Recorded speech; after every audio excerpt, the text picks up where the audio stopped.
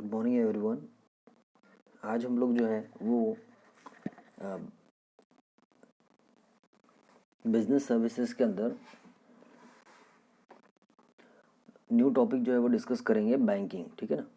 Basically banking क्या होता है? तो सर बैंकिंग जो है वो आपका प्राइमरी, सेकेंडरी और टर्शरी जो है, ठीक है ना। तो लास्ट जो भाग है जीडीपी का, टर्शरी, उसके अंदर वो कंसिडर होता है। ठीक है ना। तो सर बैंकिंग सेक्टर जो है वो आज के कॉरपोरेट सेक्टर के अंदर बहुत बड़ा रोल प्ले करता है। ठीक है ना। तो सर बैंकिंग सेक्टर जो है जिसमें प्राइवेट सेक्टर की बैंक भी होती है, देन गवर्नमेंट सेक्टर की बैंक भी काम करती है। ठीक है ना। तो banking company in India is the one which transact the business of banking, which means accepting for the purpose of lending and investment of deposits of money from the public, repayable on demand or otherwise, and withdrawal by cheque draft and order of otherwise. ठीक है ना। इसका मतलब क्या हुआ sir कि sir banking वो organisation है जो कि किसी की डिपॉजिटरी को एक्सेप्ट करती है। ठीक है ना। हम लोग बैंक में अकाउंट खुलवाते हैं, बैंक में अकाउंट ओपन करवाते हैं। ठीक है ना। तो हमारा जो डिपॉजिटरी है वो एक्सेप्ट करते हैं। ठीक है ना। और लोन फैसिलिटी देने का काम भी बैंक जो है वो करती है। उसके बाद बैंक को हम लोन रीपेबल भी करते हैं। ठीक है ना, जिसे रिडम्पशन कहा जाता है। ठीक है ना। तो इस तरीके से, और विड्रॉल फैसिलिटी, उसके बाद चेक की फैसिलिटी, ठीक है ना, और ड्राफ्ट फैसिलिटी, तो ये सारी फैसिलिटी जो है वहाँ बैंक प्रोवाइड करती है। ठीक है ना। तो बेसिकली जो बैंक हम लोग जनरली जो देखते हैं वही चीज़ हमें यहाँ पे शो ऑफ करनी है। ठीक है ना। फिर सर अलग अलग टाइप्स की बैंक होती है, commercial bank, cooperative bank, specialised bank और सेंट्रल बैंक। ठीक है ना। अभी होता क्या है इसको थोड़ा सा डिफाइन करते हैं। ठीक है ना। Let we discuss about what do you mean by commercial bank. ठीक है ना। तो सर कॉमर्शियल बैंक का मतलब होता है, जैसे हम लोग देखते हैं एसबीआई बैंक, पीएनबी बैंक। ठीक है ना। ये तो होगी sir government bank, HDFC, ICIC bank, तो ये सर है प्राइवेट बैंक। ठीक है ना। तो इन सबको कहते हैं सर कॉमर्शियल बैंक। ये सारी बैंक कौन सी होती है, भले ही वो गवर्नमेंट बैंक हो या प्राइवेट बैंक हो। ठीक है ना। तो they are working according to the rule and regulation which is making by the banking regulation act 1949। ठीक है ना। तो these are governed by Indian Banking Regulation Act 1949, and according to it, banking means accepting deposit of money from the public for the purpose of lending or investment.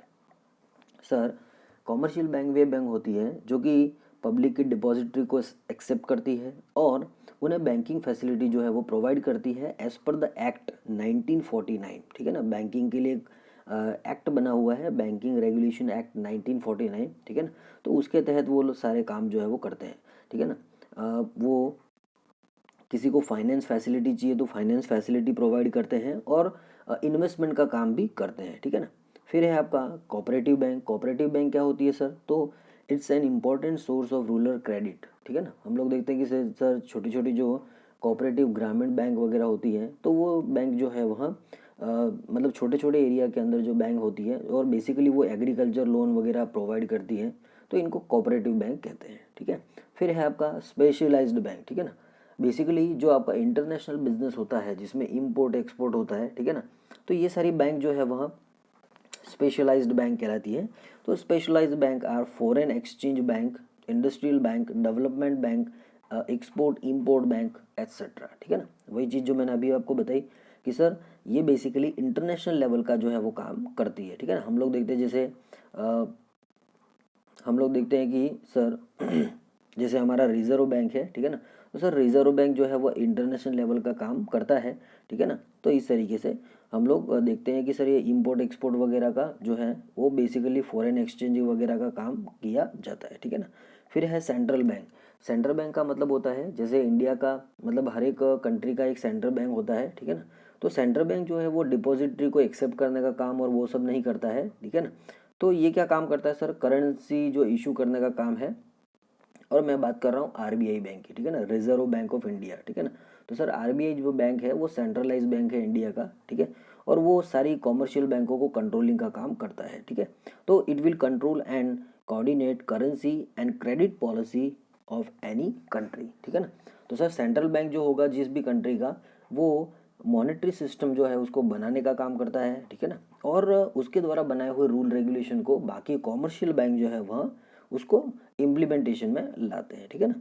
फिर है next आपका functions of commercial bank, कि sir commercial bank क्या क्या काम करती है, ठीक है ना।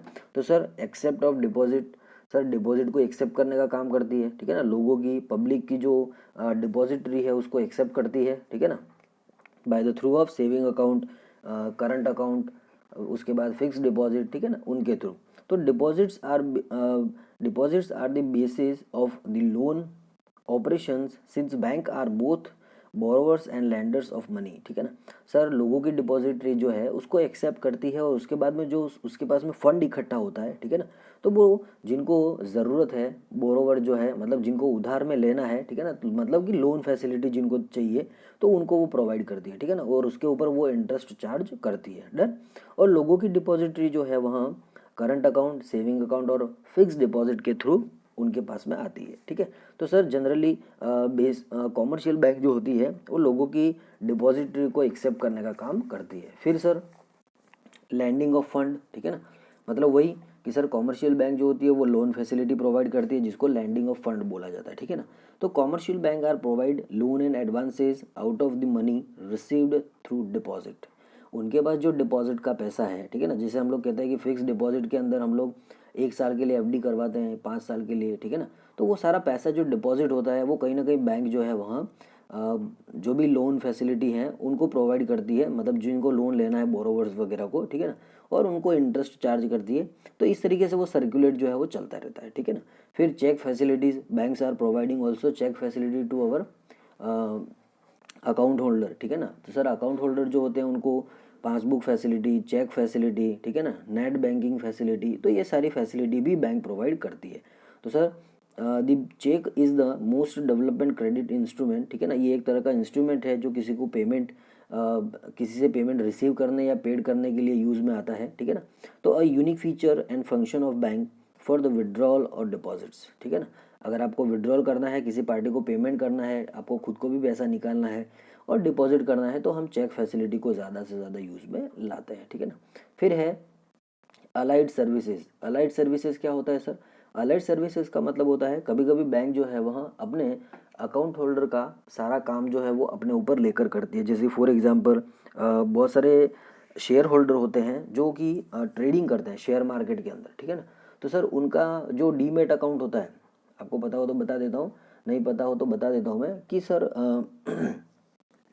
शेयर मार्केट के अंदर ट्रेडिंग करने के लिए डीमेट अकाउंट होना ज़रूरी है, ठीक है ना। तो सर डीमेट अकाउंट जो है वहाँ बैंक के थ्रू भी ओपन होता है। तो ये सारी बैंक जो है वहाँ सेलिंग और बाइंग ऑफ शेयर्स जो है उसका भी काम करती है, ठीक है ना।